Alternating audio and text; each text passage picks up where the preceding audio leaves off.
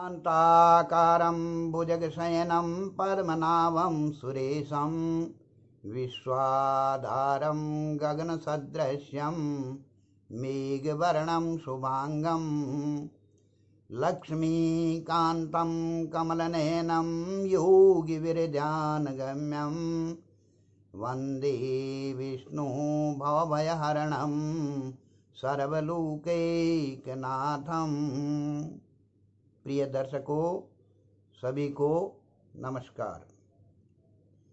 आज तक आपने जन्म पत्री के निर्माण के बारे में समझा, जो कि बहुत सरल है, क्योंकि आप जन्म पत्री का निर्माण मोबाइल कंप्यूटर से इंटरनेट के द्वारा बहुत शुद्धिकरण के साथ कर सकते हैं। लेकिन कंप्यूटर या मोबाइल आपको सटीक फलादेश नहीं दे सकता। इसलिए फलादेश का विषय अति महत्वपूर्ण होता है।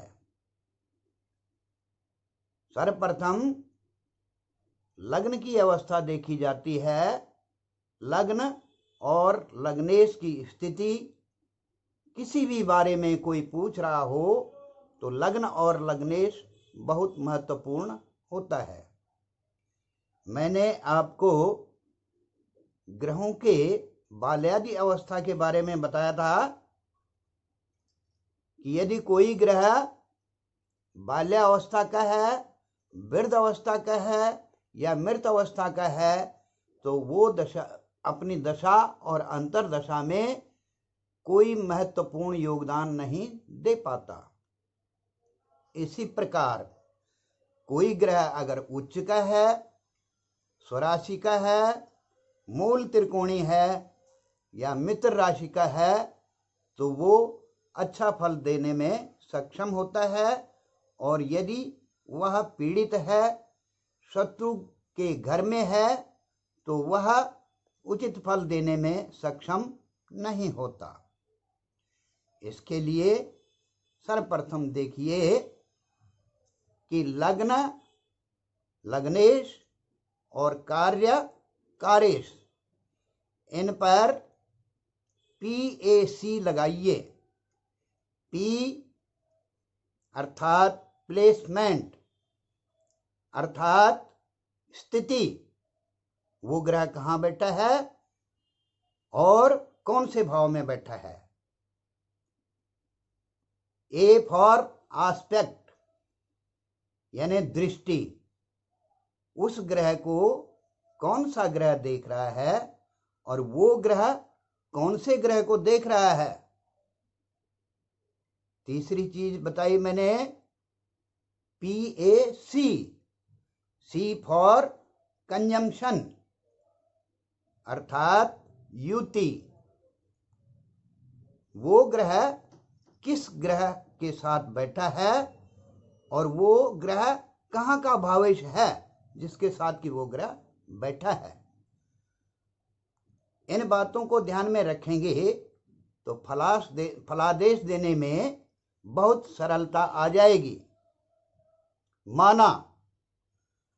माना कोई पूछ रहा है आपसे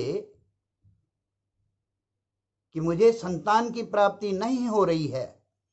अब आपको मैंने पहले बताया था कि संतान के लिए पंचम भाव को देखा जाता है और पंचम भाव का कारक बृहस्पति होता है। ये मैं बता चुका हूं। आपने लग्न, लग्नेश और पंचम, पंचमेश तथा कारक बृहस्पति की स्थिति देखनी है। यदि लग्न और लग्नेश, इनका संबंध पंचम, पंचमेश से होता है तो अवश्य संतान की प्राप्ति होगी। कब होगी? अब आप दशा में जाइए कि कौन से ग्रह की महादशा है और कौन से ग्रह की अंतर्दशा है। जिन ग्रहों की दशा अंतर्दशा है वो कहाँ के मालिक हैं और कहाँ बैठे हैं, और पंचम भाव से वो कोई संबंध रखते हैं या नहीं। संबंध का मतलब है या तो वहां पर स्थिति या उन पर दृष्टि, इस प्रकार के संबंध होते हैं।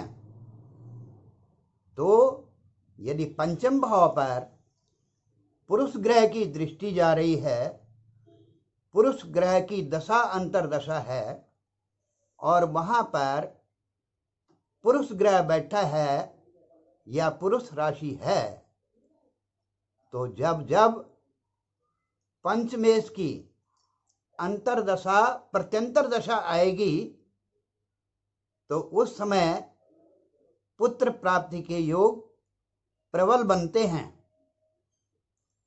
इसी प्रकार यदि कोई अपने नौकरी के बारे में पूछने आता है तो आपने लग्न लग्नेश और दशम दशमेश पर पीएससी का प्रयोग करना है। इसके साथ ही दशम स्थान के कारक सूर्य, बुध और शनि होते हैं, इनकी स्थिति भी आप देखेंगे। तो जब कभी दशमेश या इसके कारकों की दशा अंतर्दशा प्रत्यंतर दशा आएगी तो अवश्य ही रोजगार की प्राप्ति होगी। अभी इतना ही, अन्य दूसरे एपिसोड में बताऊंगा।